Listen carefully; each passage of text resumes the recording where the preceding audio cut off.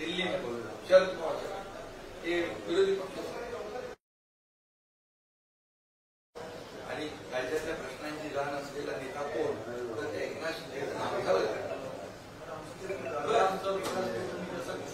या तिथं आता तुमचा बॅकलॉग पूर्ण भरून काढ वेळ नाही करत.